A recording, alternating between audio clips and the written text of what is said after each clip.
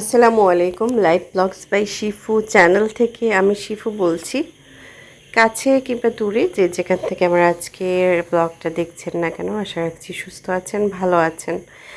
কেমন আছেন আপনারা সবাই কমেন্ট করে জানাবেন। যারা যারা আমার এই ভিডিওর নোটিফিকেশন পাবেন বা আমার ভিডিওটা দেখছেন বা দেখবেন। আসলে অনেক দিন হয়ে গেছে, প্রায় 1.5 মাসের কাছাকাছি হয়ে গেল আমি ইউটিউবে কোনো ভিডিও বা ব্লগ আমি আপলোড করছি না। তার কারণ হচ্ছে আমি তো আসলে জব করি প্লাস আমার সংসার, আর ইউটিউবে ভিউটা খুব ধীরে সুস্থে হয়। আসলে যে ভাইরাল হওয়ার সে হয়ে যায়, তো এখন হাল ছেড়ে দিয়েছি বলতে গেলে, এটাও একটা কথা। তো হাল ছেড়ে দিয়েও আমি চিন্তা করেছিলাম ইউটিউবে আর ভিডিও দিব না বা প্রয়োজন নাই, থাক। পরে আবার আমি চিন্তা করলাম যে যেহেতু আমরা আগেকার মানুষদেরকে দেখতাম, আমার নানি দাদি খালাদের দেখতাম, চাচিদের দেখতাম যে ক্যাসেট করে করে ভিডিও করে করে ক্যাসেট বানিয়ে মানে রাখতো স্মৃতিচারণ করার জন্য। তা আমাদের যুগে এসে মানে এত অ্যাডভান্স যুগে এসে এখন তো এইসব করার সময় নাই, বা এখন এগুলো নাইও বলতে গেলে, এগুলো একেবারেই দুর্লভ। তো এখন আমাদের যেটা আছে সেটা হচ্ছে এই যে এইভাবে ইউটিউবে আপলোড করে রাখা যায়, ফেসবুকে রেখে দেওয়া যায়, যখন ইচ্ছা হবে তখন দেখে নিলাম বা সবাই দেখতে পারলো, এরকম আর কি বিষয়টা। আগে একটা প্রাইভেসি ছিল, এখন আসলে প্রাইভেসি দিচ্ছি না, বা যার যেমন ইচ্ছা সেভাবে ভিডিওগুলো রাখতে পারবে। এই জন্য আসলে আজকের আমার এই ব্লগ ভিডিওটা করা। তো চিন্তা করলাম আপনাদের সাথে একটু শেয়ার করি।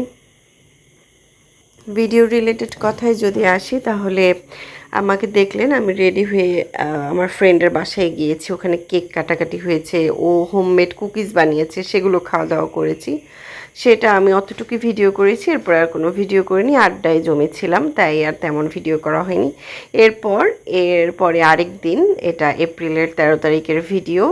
সেদিন আমি রেডি হয়ে চলে গেলাম মেলাতে, চট্টগ্রামে শুরু হয়ে গিয়েছিল বাণিজ্য মেলা। তো আমি, যদি আমার ভিডিও দেখে থাকেন সবাই জানবেন যে আমি প্রতি বছরই আমার বিয়ের পর থেকে চট্টগ্রামের বাণিজ্য মেলাতে যাই, ঘুরে আসি, টুকটাক এটা সেটা কেনাকাটা করে আসি। এবার যাওয়ার পর মানে এই 13 তারিখে যাওয়ার পর আমি খুব অবাক হলাম যে এখনও ওরা ওইভাবে তৈরি করে নাই, মানে দোকানপাট এখনও বসেই নাই বলতে গেলে। যে এন্ট্রান্সটা থাকে টিকিট কাটার আগে, যে গলিটা থাকে, সেখানে পুরা ভিড় হয়ে যেত, মানে দোকানের পশ্চাতে জিনিসপত্রতে একদম জমজমাট হয়ে থাকতো। তো আজকে এসে দেখতেছি যে না, তেমন জমজমাট নেই, কারণ মেলাটা শুরু হয়েছিল 10 তারিখে আর আমি গিয়েছিলাম 13 তারিখে। তো সেই জন্য আসলে তেমন জমে উঠে নেই। তো খারাপ লাগছিল, এত কষ্ট করে এত দূর থেকে গেলাম, এখন তো আমার বাসাটা অনেক বেশি দূরে, মানে আগে তো এই মেলার স্থানটা দূরে ছিলই, এখন আরও বেশি দূরে হয়ে গেছে, যার দরুন আসলে একটু মন খারাপ ছিল যে মেলাটা জমজমাট পেলাম না। তো এরপরে ওখান থেকে আমি একটা জাস্ট ব্যাগ কিনেছিলাম আর টুকটাক খাওয়া দাওয়ার জিনিসপত্র যেগুলো মেলা হিসেবে পাওয়া যায়, ওগুলো নিয়ে ঠিয়ে চলে আসছি। এর মাঝে এপ্রিলে কালবৈশাখী ঝড়ের তো মোটামুটি মানে ভাব ছিল, প্লাস হয়েও ছিল ঝড়। তো ওই একটা বিকেলে আর কি আমি ভিডিও করছিলাম, এটা আমার খুব ভালো লাগছিল, বাতাস খাচ্ছিলাম আর ভিডিও করছিলাম। আপনারা তো আমার এই বিলের এই জায়গাটার ভিডিও অনেক দেখেছেন, আমার এই মানে আমার চ্যানেলে এটা অনেক আছে, এই বিলের ভিডিও বা আমার বাসার এই ফ্রন্ট সাইডের ভিডিওটা। এরপর আমরা আরেক দিন চলে যাচ্ছি মেজবান খেতে, মানে মেজবানি গরু মাংস খাবার ক্র্যাভিংস হয়েছিল, তখন কিন্তু অলমোস্ট রাত 10টা বাজে। তো আমি রেডি হয়ে যে বাসার কাপড়, তার উপরে জাস্ট একটা আবায়া পরে চলে যাচ্ছিলাম। হাজব্যান্ডকে বলেছিলাম, ও বাইরে ছিল, ওকে বলেছিলাম তুমি থাকো, আমি এই জায়গায় আসতেছি, আমার আজকে ক্র্যাভিংস হচ্ছে, মেজবান খাবার খাবো। তো চলে গিয়েছিলাম। এরপরে তো এটা শেষ, আমি আর ওটা ভিডিওই করতে পারিনি, কারণ ওই মেজবানির ওই কি বলে হোটেলটাতে বা রেস্টুরেন্টটাতে আমি ফার্স্ট টাইম গিয়েছিলাম, ওইটা একদমই খুব যে ভালো একটা রেস্টুরেন্টের মতো ছিল এমন না। তো খাবার দাবারও মোটামুটি ছিল, জাস্ট নতুন একটা এক্সপিরিয়েন্স হলো। এই জন্য আমি আর ভিডিও টিডিও করিনি, আর যেহেতু রাতের বেলা তো আরও করিনি। এরপরে এটা হচ্ছে মে মাসের ভিডিও, এখন যে ভিডিওটা দেখছেন এটা হচ্ছে মে মাসের তারিখটা ঠিক আমার মনে নাই। আমি স্যালারি ঢোকার পরেই গিয়েছিলাম এই মেলাতে। আর এইখানে দেখেন প্রথমের দিকে যে ভিডিও দেখেছি একটু টেনে দেখলে দেখবেন এই রাস্তাগুলো তখন খালি ছিল। আর এই মে মাসে যাওয়ার পর দেখেন এখানে কত দোকানপাট হয়ে গেছে। তা আমি খুঁজে খুঁজে বের করছিলাম। আমি ওই যে 13 এপ্রিল যে একটা দোকান পেয়েছিলাম ফুচকা খাওয়ার, ওই ফুচকাওয়ালার কাছে যাচ্ছিলাম খুঁজে খুঁজে, কারণ ওর ফুচকাটা অনেক বেশি মজার ছিল। তো চট্টগ্রামে সচরাচর আমি কোথাও ফুচকা চটপটি খেয়ে শান্তি পাইনি, একমাত্র বাণিজ্য মেলার এই লোকটার কাছে ছাড়া। ভীষণ রকমের টেস্ট ছিল ওনার ফুচকাটা। তো এবার গিয়ে দেখতেছি অনেক বড় করছে দোকানটা। আগে শুধু ওই যে দেখতেছেন ভিতরে একটা দোকান, নীল নীল দেয়াল, ওটুকুই ছিল। এখন দেখতেছি বাহিরের দিকেও চেয়ার দিয়েছে, দোকানের মতো করেছে। আর এই যে মেলার এই সম্পূর্ণটা কিন্তু মেলার বাইরের স্টলগুলো। দেন আমাদের মন খারাপ হয়ে গেল, যেহেতু সরকার নিয়ম করছে 7টা বাজেই সব লাইট অফ হয়ে যাবে। তো এসেই দেখতেছি আমরা পৌঁছিয়েছি 7টা বাজে, আমরা এসেই দেখতেছি যে লাইট অফ। এই যে দেখেন ভিতরে কিছু কিছু লাইট জ্বলতেছে, বাকি সব আন্ধার, মানে অন্ধকার, কিচ্ছু নাই, মানে কোনো লাইট নাই। অন্ধকারের মধ্যে ফ্ল্যাশ লাইট জ্বালিয়ে জ্বালিয়ে আমি সেদিন শপিং করছি। আমার যে কি রাগ উঠতেছিল আমার হাজব্যান্ডের উপর, আমি মানে ওকে বকা দিচ্ছিলাম, কারণ যেহেতু 7টা করে দিছে, কাজ কাম ফেলে, অফিস ফেলে তো কেউ আসলে মেলায় ঘুরতে যাবে না বা মার্কেটে যাবে না, বা এই আর কি, মার্কেট টার্কেট তো যাবে না। সবাই তো কাজ টাজ শেষ করে 5টার পরেই যাবে, বা দেখা যায় 6টার পরেই যাবে বাসায় এসে, তারপর ফ্যামিলি নিয়ে বের হবে। আমার হাজব্যান্ডকে বকতেছিলাম যে তোমার কারণে আমি কোথাও গিয়ে শান্তি পাই না। আগেরবারও এসেছি, দেখেছি জমজমাট হয়নি মেলা, আর এবার জমজমাট ঠিকই ছিল কিন্তু অন্ধকার। এই যে দেখেন ওরা রাইডে উঠছে অন্ধকারের মধ্যে, কিছুই দেখা যাচ্ছে না। মানে আমার যে কি পরিমাণ মানে মেজাজটা খারাপ হচ্ছিল সরকারটার উপর, মানে আমি কি বলবো যে কি একটা সিস্টেম হয়ে গেল। আসলে উনাদেরও দোষ দিয়ে কী লাভ, আমাদের কপাল, বাঙালির কপালটাই আসলে এমন দুর্ভাগ্যবশ। মানে কি বলবো, কিছু বলার ছিল না, আমি কাকে কি বলবো কিছু জানি না। তো এই অন্ধকারে ফ্ল্যাশ লাইট জ্বালিয়ে জ্বালিয়ে আমি একটু ভিডিও করছিলাম। ওরা রাইডে উঠতে চাচ্ছিলো, আর এটাতে এর আগেও একবার উঠেছিলাম। এটা অবশ্য আমার ফেসবুকে মনে হয় আছে ভিডিওটা, এখানে মনে হয় নাই, এর আগেও যে উঠেছিল। তো এই তো চড়ছে আর চড়ছে, আর আমি আর আমার হাজব্যান্ড কথা বলছিলাম, মেলার লোকজনের সাথেও কথা বলছিলাম। উনি বলছিল যে এবার অনেক লস হয়ে গেল, কারণ এই 7টা পর্যন্ত করে দেওয়াতে মানুষজন তেমন একটা আসে নাই। আসলেও দেখা গেছে যে আগে তো দূর থেকে লাইট দেখলে বোঝা যেত অমুক জায়গায় এই জিনিসটা আছে, অনেকে পা ব্যথার জন্য যায় না, কত রকমের কত কিছু হয় না। দেন আমরা সেদিন অনেক খাওয়া দাওয়া করেছিলাম স্ট্রিট ফুড, ওই যে দেখালাম বাইরের দোকানগুলোতে ফুচকার সাথে আরও অনেক স্ট্রিট ফুডের দোকানপাট ছিল। দেন ওখানে খাওয়া দাওয়া করে আমরা এই যে চলে আসছি। এরপর রিসেন্ট এটা হচ্ছে 9 তারিখের ভিডিও, 9 মে, 8 তারিখ অথবা 9 তারিখের মে মাসের ভিডিও। সেদিন ঘরের ভিতরে আমাদের অনেক বড় একটা বিপদ যায়, অনেক বড় একটা বিপদ, মানে আমাদের আইপিএসটা হঠাৎ করে শর্ট সার্কিট হয়ে পুড়ে যায়।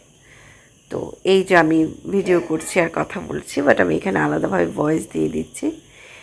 এখানে আমাদের আইপিএসটা হঠাৎ করে পুড়ে যায়। আমরা দেখি কি যে কোথা থেকে যেন প্লাস্টিক পোড়ার গন্ধ আসতেছে, প্লাস পুরো ঘরটা ধোয়াতে ভরে গিয়েছিলো। আমাদের ডাইনিং স্পেস আর ড্রয়িং রুম কিন্তু বেশি ডিফারেন্স না, আমি কিন্তু ভিডিওর প্রথমে দেখালাম যে কাছাকাছি। তো পুরো ধোয়া হয়ে গিয়েছিল। পরে আমার ছেলে ড্রয়িং রুমে এসে বলতেছে, মা আমার ড্রয়িং রুম থেকে ঘ্রাণটা বেশি আসতেছে, আর ড্রয়িং রুম ধোয়া হয়ে গেছে। তাড়াতাড়ি এসে দেখতেছি যে আইপিএস থেকে, মানে আইপিএসের 2 সাইডের ভেন্টিলেশন থেকে পুরো ধোয়া বের হচ্ছে।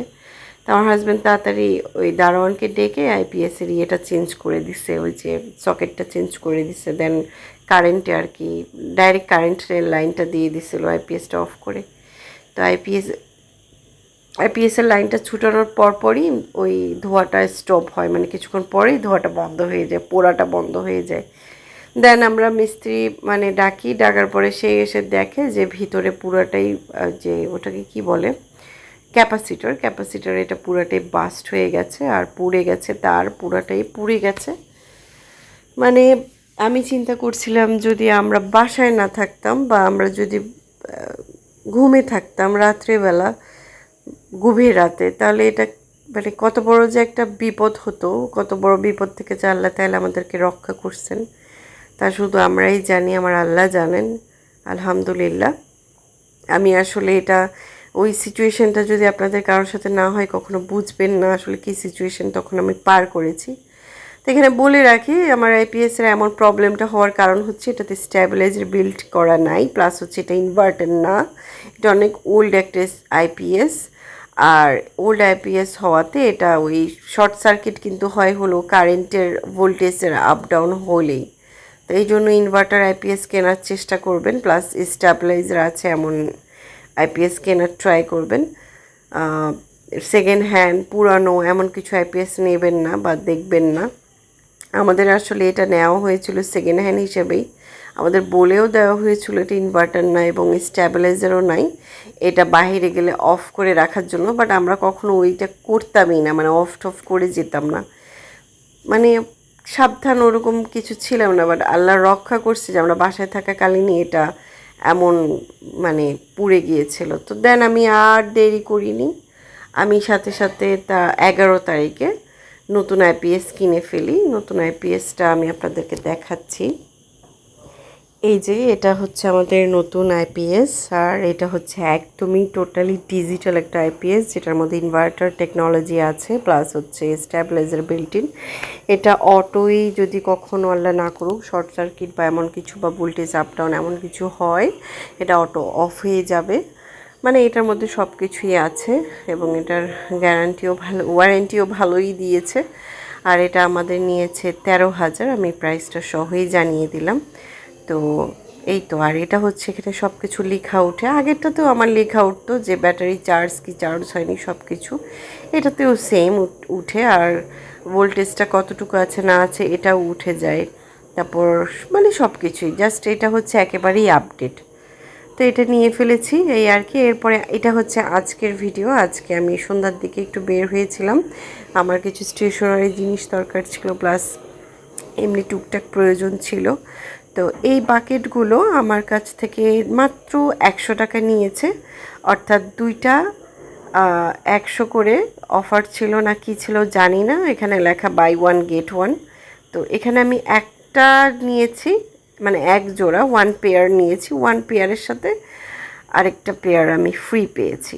আর আরএফএলে এটা নতুন অফার চলছে, আপনারা চাইলে ঘুরে আসতে পারেন, দেখে আসতে পারেন। শুধু যে এই রকম বাকেটই আছে তা না, আরেকটা আছে হচ্ছে 4 কোণায় স্কোয়ারের মতন, ওই রকমের মধ্যে একটা আছে, আরেকটা আছে রেক্ট্যাঙ্গেলের মধ্যে, এরকম বিভিন্ন শেপের বাকেটগুলো আছে, দেখে আসতে পারেন।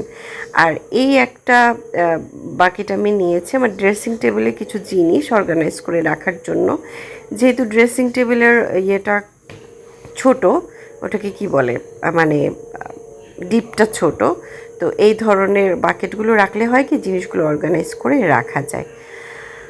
আর বাচ্চাদের জন্য এই পেন্সিল বক্স নিয়েছি, এর আগেও আমি বহু পেন্সিল বক্স আপনাদেরকে ব্লগে দেখিয়েছি, মানে কিনতে কিনতে কিনতে কিনতে আমার এই অবস্থা। একটা পেন্সিল বক্সও ঠিকায় রাখে না, ভালো রাখে না, হয়তো স্প্রিং ছুটে যায়, নয়তো বাঁকাতেরা করে ফেলে, নয়তো হারিয়ে ফেলে, মানে কিছু একটা হয়, ভেঙে ফেলে, প্লাস্টিক হলে তো ভেঙে ফেলে। তো এগুলো আমি নিয়েছি 130 টাকা করে, আমার কাছে ভীষণ ভালো লেগেছিল পেন্সিল বক্সগুলো।